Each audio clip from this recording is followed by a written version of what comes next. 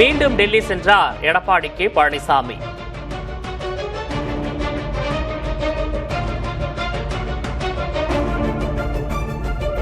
மீண்டும் டெல்லி சென்ற எடப்பாடி பழனிசாமி. பின்னணி என்ன? டெல்லி பிரத்யேக தகவல்கள். அமித்ஷா மற்றும் பழனிசாமி சந்திப்பு, அதில் இருக்கக்கூடிய உள்ளார்ந்த விஷயங்கள்.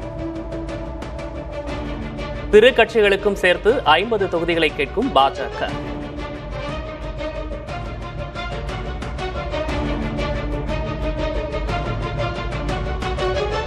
அமித்ஷா பழனிசாமி சந்திப்பு, விஷயம் என்ன?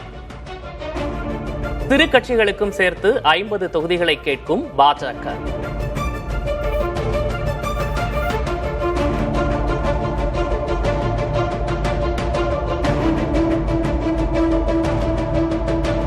பாஜக பேசும் கணக்கு என்ன? பாஜக 30, அமமுக 8, சிறு கட்சிகள் 12 என மொத்தம் 50 தொகுதிகளை குறிவைக்கும் பாஜக.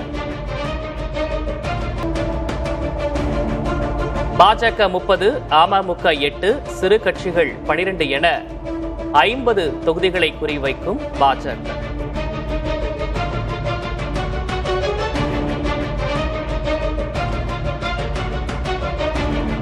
அதிமுக பேசும் கணக்கு என்ன? மொத்தம் 30, பாஜக 25, அமமுக 5, சிறு கட்சிகள் 12.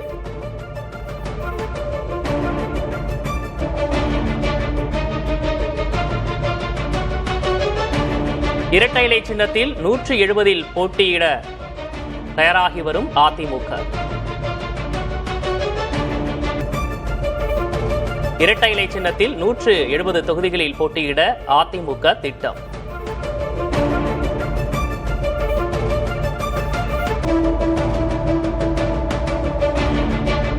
என்ன நடக்கலாம்? பாஜக அமமுகவுக்கு 35, பாமகவுக்கு 17, சிறு கட்சிகளுக்கு 12.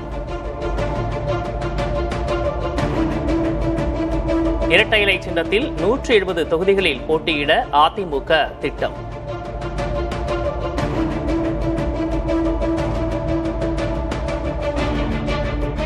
குறைந்தது 165 முதல் 170 இடங்களில் இரட்டை இலை சின்னத்தில் போட்டியிட அதிமுக திட்டமிட்டிருப்பதாக தகவல் வெளியாக இருக்கிறது.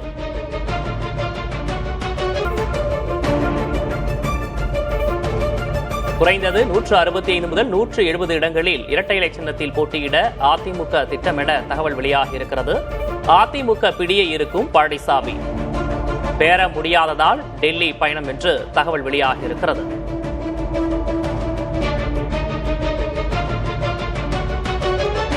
அதிமுக பிடியே இருக்கும் பழனிசாமி.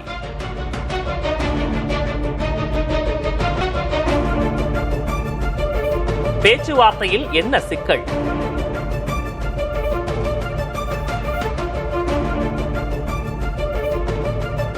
பனிரெண்டு உதிரி கட்சிகளும் தாமரையில் போட்டியிட விரும்பும் பாஜக.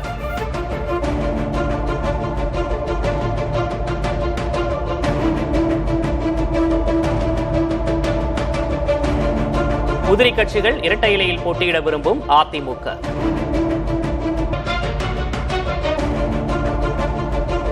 பேரம் முடிந்தால் இன்றைய கூட உடன்பாடு எட்டப்படலாம் என்று எதிர்பார்ப்பு மேலோங்கி இருக்கிறது. உடன்பாட்டை டெல்லியில் முடிக்க பாஜக திட்டமிட்டிருப்பதாகவும் தகவல் வெளியாகி இருக்கிறது.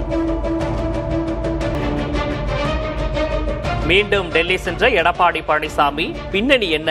டெல்லியின் பிரத்யேக தகவல்களை பார்க்கிறோம்.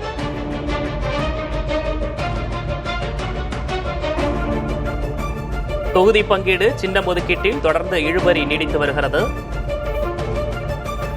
பேரம் முடிந்தால் இன்றே கூட உடன்பாடு எட்டப்படலாம் என்ற எதிர்பார்ப்பு மேலோங்கி இருக்கிறது. இந்த உடன்பாட்டை டெல்லியில் முடிக்க பாஜக திட்டமிட்டிருப்பதாகவும் தகவல் வெளியாகி இருக்கிறது. இது தொடர்பாக பேசுவதற்காக மூத்த பத்திரிகையாளர் திரு தராஸ் ஷாம் நம்மோடு இணைந்திருக்கிறார். சார் வணக்கம். வணக்கம் சார். இன்னும் தொகுதி பங்கீடு, இந்த பேச்சுவார்த்தையில இழுபறி தொடர்ச்சியா நீடிச்சிட்டு இருக்கு என்டிஏ கூட்டணியில. இப்போ டெல்லி சென்றிருக்கிறார் எடப்பாடி பழனிசாமி. இன்றைய முடிவு எட்டப்படுமா? உங்களுடைய பார்வையில் எப்படி சார் பாக்குறீங்க? இழுபறி என்று சொல்ல முடியாது. காரணம், தேர்தல் அறிவிப்பானே வெளிவந்து சில தினங்கள் தான் ஆகின்றன. ஞாயிற்றுக்கிழமை, இன்னைக்கு வந்து வியாழக்கிழமை, வெள்ளிக்கிழமை. நாளைக்குள் அநேகமாக இது முடிந்துவிடும் என்று நான் நினைக்கிறேன். நாளை காலையில் வந்தவுடன் டெல்லி சென்றது எதற்காக என்று கூறுவதாக இபிஎஸ் அவர்கள் கூறியிருக்கிறார்கள்.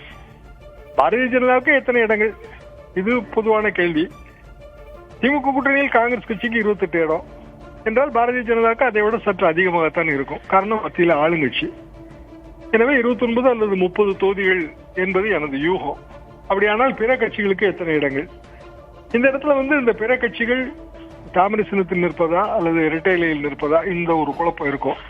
தாமரை சின்னத்தில் நிற்க பாரதிய ஜனதா விரும்பும். ஆனால் சட்டமன்ற தேர்தல் என்று வரும்போது இரட்டை இலையில் நிற்பதுதான் வந்து சிறிய கட்சிகளுக்கு அது வசதியாகவும் இருக்கும், வாய்ப்பாகவும் அமையும்.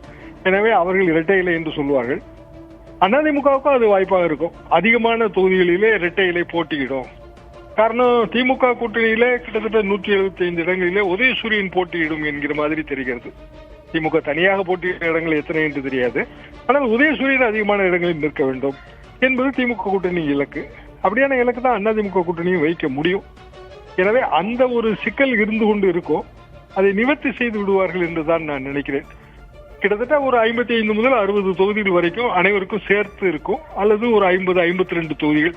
அதிமுக தனியாக போட்டியிடுகிற தொகுதிகள் 160க்கு குறையாமல் இருக்கிற மாதிரி திரு எடப்பாடி பழனிசாமி அவர்கள் அந்த நிபந்தனையை விதிப்பார் என்பது எனது கருத்து. எது எப்படி இருந்தாலும் நாளைக்குள் இது முடிந்துவிடும் என்பதுதான் எனது பார்வை. தற்போது நாளைக்குள்ள முடிஞ்சிடும் அப்படின்றத குறிப்பிடுறீங்க. இப்போ இந்த உதிரி கட்சிகள் வந்து 12 கட்சிகளை இரட்டை இலை சின்னத்துல போட்டியிட வைக்கணும் அப்படின்னு அதிமுக விரும்புது, தாமரையில போட்டியிட வைக்கணும்னு பாஜக விரும்புது. இதுல யாரு விட்டு தர போற ஒரு நிலைமையில இருக்காங்க சார்? இதுல அமமுகவை பொறுத்தவரை அவருக்கு தனி சின்னம் இருக்கிறது, குக்கர் சின்னம் இருக்கிறது. எனவே அது அப்படியே குக்கர் சின்னம் அவர்கள் நின்று விடுவார்கள். பாமகவுக்கு சின்னம் இருக்கிறது, மாங்கனி சின்னம். எனவே அது அப்படி மாங்கனி சின்னத்திலே அவர்கள் நின்று விடுவார்கள். மீதி இருக்கிற கட்சிகள் நாம் சிறிய கட்சிகள், உதிரி கட்சிகள் என்று சொல்வதை விட வளரும் கட்சிகள் என்று எடுத்துக்கொள்ள வேண்டும். வளரும் கட்சிகளுக்கான இலக்கு என்பது வெற்றி பெறுவது. தனி சின்னத்தில் நின்று வெற்றி பெற்றால் தேர்தல் ஆணையத்தின் அந்த பதிவை தக்க வைத்துக் கொள்ளலாம். சமீபத்தில் கூட தேர்தல் ஆணையம் பதிவை ரத்து செய்வதாக சில கட்சிகளுக்கு நோட்டீஸ் அனுப்பியது. காரணம், அவர்களை பொறுத்தவரையில் அவர்கள் இரட்டையில் நின்றால் அதிமுக எம்எல்ஏ கருதப்படுவார்கள். எனவே அந்த கட்சி சாராத கட்சி பெயரோடு கூடிய அந்த எம்எல்ஏ பதவி அவர்களுக்கு இல்லாமல் போய்விடும். இது வந்து ஒரு பிராக்டிக்கல் சிக்கல். ஆனால் அதற்காக ஒரு தொகுதி 2 தொகுதிக்கு வந்து ஒரு புதிய சின்னம், அந்த சின்னத்தை வாக்காளர்களிட கொண்டு போய் சேர்ப்பது, இதெல்லாம் மிகப்பெரிய கடினமாக இருக்கும். எனவே அந்தந்த மேஜர் பார்ட்னர் யாரோ அவரது சின்னத்தில் தான் நிற்க வேண்டும். இங்கு அதிமுக தான் மேஜர் பார்ட்னர். எனவே சட்டமன்ற தேர்தல் என்று வருவதால் இரட்டையில் தான் நிற்க வேண்டும் என்பதுதான் உண்மையிலேயே அப்படி நிற்பதன் வாய்ப்பு, நல்வாய்ப்பாக அதுதான் அமையும். எனவே சிறிய கட்சிகள் அல்லது வளரும் கட்சிகள் வந்து இரட்டையில சின்னத்தை நோக்கித்தான் அவர்கள் செல்வார்கள். ஒருவேளை வேலூர் மாதிரியான பொது நீதி கட்சி மாதிரியான கட்சிகள், அவர்களுக்கு ஏற்கனவே பாரதிய ஜனதாவோடும் அந்த டெல்லி பாலிடிக்ஸோடும் பெரிய நெருங்கிய தொடர்பு இருக்கிறது. எனவே அவர்கள் ஒருவேளை தாமரை சின்னத்தில் நிற்பதற்கு விருப்பம் தெரிவிக்கலாம். அந்த நெகோசியேஷன் தான் இதில் போகும் என்று நான் நினைக்கிறேன். பியூஷ் கோயல் அவர்கள் நாளைக்கு வரும்போது கையெழுத்து போடக்கூடிய நிலைமையில் வருவார்கள். அதாவது அதிமுக ஒப்பந்தம் எல்லா கட்சிகளுக்கும், பாரதிய ஜனதா ஒப்பந்தம் இல்ல, அதிமுக ஒப்பந்தம், அப்படியான ஒரு நிலைமை வரும் என்றுதான் நான் யூகிக்கிறேன். சார், சென்னையில தான் அந்த தொகுதி பங்கீடு இறுதி செய்வதாக இருந்தது பியூஷ் கோயல் வருகைக்கு பிறகு. இப்ப திடீரென 3வது முறையாக டெல்லி சென்றிருக்கிறார் எடப்பாடி பழனிசாமி. அதனால் கூடுதல் முக்கியத்துவம் பெறுகிறது இந்த விஷயத்தை பொறுத்த வரைக்கும். இதுல ஏதேனும் மாற்றங்கள் ஏற்பட வாய்ப்பு இருக்கா? இல்ல டெல்லியிலே முடிப்பாங்களா, இல்ல சென்னையில வந்து தான் இது உறுதி செய்யப்படுமா சார்? சென்னையில வந்து தான் கையெழுத்து போடுவார்கள். டெல்லியில வந்து பாரதிய ஜனதாவின் மேலிடம், குறிப்பாக உள்துறை அமைச்சர் அவர்கள் தான் தமிழ்நாடு அஃபேர்ஸ் பார்த்துக்கிறாரு. எனவே அவரிடம் வந்து அந்த ஃபைனல் ஒரு அப்ரூவல் மாதிரி தான்.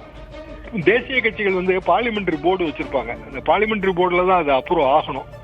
அப்படித்தான் இருக்கும். மற்றபடி கையெழுத்து போடுவது, அந்த உடன்பாட்டில் இத்தனை தொகுதிகள் என்று சொல்வது, இது எல்லாமே சென்னையில் தான் நடக்கும். அப்படி நடக்காவிட்டால் அது அதிமுகவுக்கு பலவீனம் என்று நினைப்பார்கள். எனவே அதிலே எடப்பாடி பழனிசாமி அவர்கள் உறுதியாகத்தான் இருப்பார். அடுத்தடுத்த நகர்வுகளையும் பொறுத்திருந்து பார்க்கலாம் சார். இணைப்பில் வந்து பேசியமைக்காக நன்றி சார்.